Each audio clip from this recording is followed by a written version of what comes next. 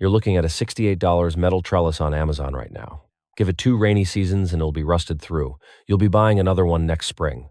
But there's a plant that grows up to 10 feet tall, comes back on its own every single year, and costs nothing to maintain once it's in the ground. Amish farmers and homesteaders have used it as a living trellis for their pole beans for generations. Most backyard gardeners rip it out, thinking it's just an overgrown weed.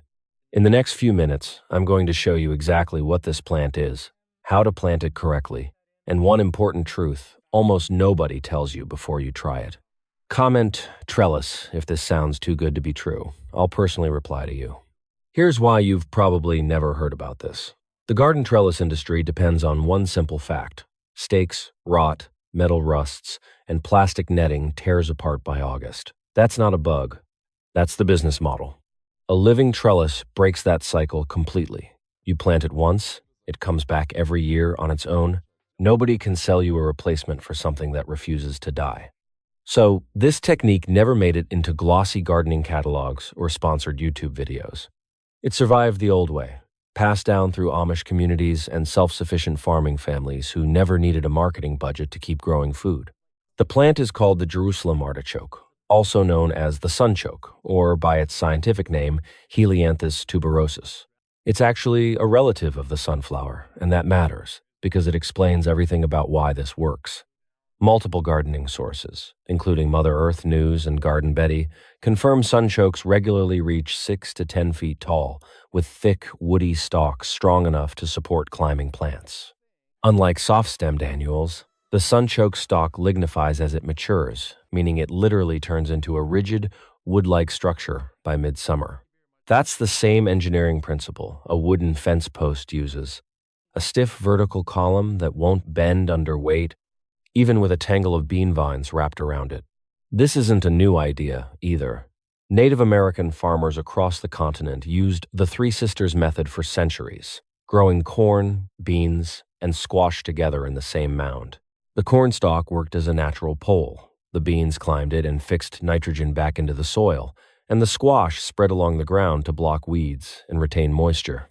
According to homesteading references, Native Americans specifically used sunroots, another name for the sunchoke, as a companion crop for both corn and pole beans, treating it almost as a substitute pole when corn wasn't available or practical.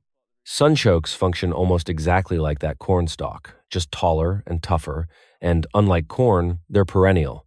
You don't till the soil and replant from scratch every single year.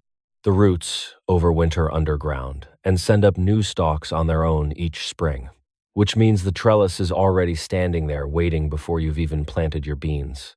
There's also a productivity angle worth mentioning.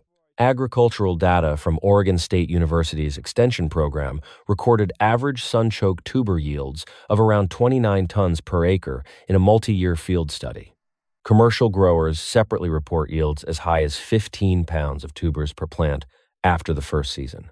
That's not directly about bean production, but it shows this is a documented, high-output crop, not some obscure backyard curiosity.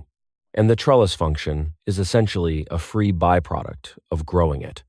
Gardening references across the board, from the Old Farmer's Almanac to university extension guides, independently list pole beans as a recommended companion for sunchoke specifically because of this climbing behavior.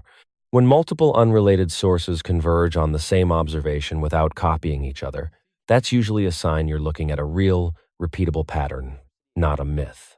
Step 1. Buy sunchoke tubers, not seeds, from a local nursery, farm supplier, or online seller. Real-world pricing runs roughly $15 to $25 for 1 to 2.5 pounds, which typically gives you 15 to 20 plantable tuber pieces. That covers a meaningful stretch of garden bed, and it's a one-time purchase. Sunchokes are perennial, so once they're established, they return on their own year after year without ever buying tubers again. Step 2. Plant the tubers 4 to 6 inches deep, spaced 12 to 18 inches apart, in early spring on the sunniest side of your garden bed. They're not picky about soil pH and tolerate poor, compacted, or sandy conditions far better than most vegetables. If you're working with a row instead of a single line, leave about 5 feet between rows so the eventual height and shade don't smother neighboring crops. Step 3. Wait until the stalks reach roughly 2 to 3 feet tall, usually mid to late spring depending on your climate zone. Then plant your pole bean seeds directly at the base of each Sunchoke stalk. 1 or 2 seeds per stalk is plenty. Step 4. That's it. As the Sunchoke keeps growing upward through early summer, the bean naturally wraps around the stalk on its own, the exact same way it would wrap around a manufactured pole.